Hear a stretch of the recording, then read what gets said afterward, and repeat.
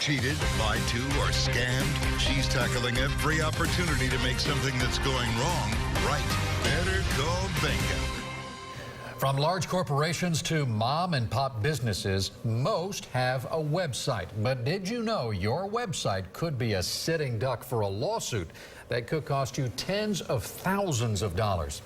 Business websites, just like the physical locations, are required under the Americans with Disabilities Act to be accessible. And that includes customers who are blind or deaf. 8 on Your Side investigator Shannon Bankin joins us now. And Keith and I were so interested when we heard you were doing this story, because I don't think a lot of businesses even think about this being a possibility. This is something so many businesses haven't heard of. I've been hearing from them all day. But if your website isn't accessible, those who are visually or hearing impaired can't use the site. And some of those people are fighting back. I found disabled activists filing ADA website lawsuits by the stackful. Ben Tundis and Donna Dansel own Island Comfort Footwear in Westfield Countryside Mall in Clearwater. And this is my shipping area where I do my web orders. They decided to expand by selling their shoes online. They launched a website, and then, bam, a lawsuit. Summons on a Thursday night at 8 o'clock at night in the dark. Got a knock on the door. A blind woman in South Florida claims their website isn't compatible with screen reading software used by the visually impaired, leaving her unable to buy their shoes. It's a $65 a month website. You know, it's Was there ever any mention on what you need to do to make sure you're ADA compliant? Absolutely not. No mention at all. When most business owners think ADA, they think handicap parking spots, ramps, and grab bars in restrooms. ADA lawsuits are nothing new. But now, the spotlight is on websites. 2,285 ADA website lawsuits were filed in federal courts in 2018, a yearly increase of a whopping 181%. Emily Fuller, the woman who sued the Clearwater shoe store, has gone after 175 businesses in the past 2 years, shown here by all of these lawsuits. First, she went after big names like Sephora, Home Depot, and Chick-fil-A. Now she has sued a store that sells Tampa Bay Lightning gear inside Amalie Arena. Critics call these mass lawsuits a shakedown. The attorneys are telling us, we spoke to many, they're saying you can't fight this. If you fight this, you're going to quadruple your bill.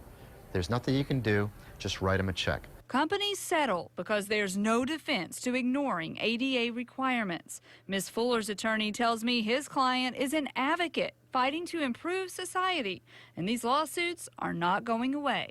$3:49.72 link. To better understand the struggle facing the blind, I sat down with Louise Payton, a Tampa woman who uses a screen reader to do things like shop, Suspected Seminole Heights serial killer speaks. read the news, Enter email or phone edit. and use Facebook. When websites don't have the correct codes to communicate with her software, she's excluded. Terms, link, crime, not a robot, checkbox, not checked. It has to be really frustrating. You get this far and you can't get past that one thing. Exactly. Frustrations like that are why Chris Danielson of the National Federation of the Blind tells me businesses need to update their websites. But he believes education and negotiation should come first. Rather than spraying businesses with a fire hose of litigation, a much more thoughtful and transparent approach would be a better form of advocacy. Tundis agrees with that.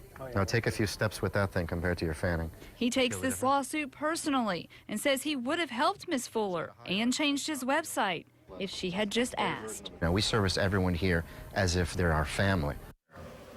So who's making money on this? Well, the plaintiffs aren't supposed to receive any money because they aren't allowed to sue for damages under the ADA, but the lawyers are collecting attorney's fees that could range from a couple $1,000s to $20,000 and a lot more if this goes to trial, and that's why so many people settle. But that could crush a small business. I mean, Yes. it begs the question, how do you make sure that your website is compliant, and is it a simple fix?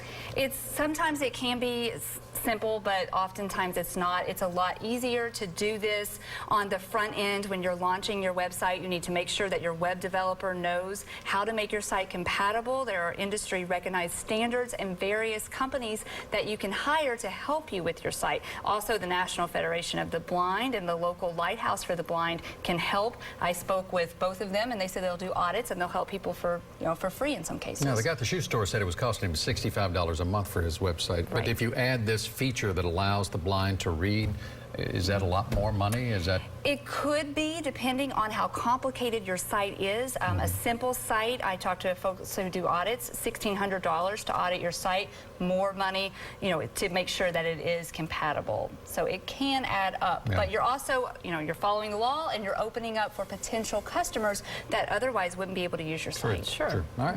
Interesting. Never would have thought of it. Thank you, Shannon. Thank you. If you have a problem that needs solving, you better call Benkin. The telephone number is 1-855-BENKIN.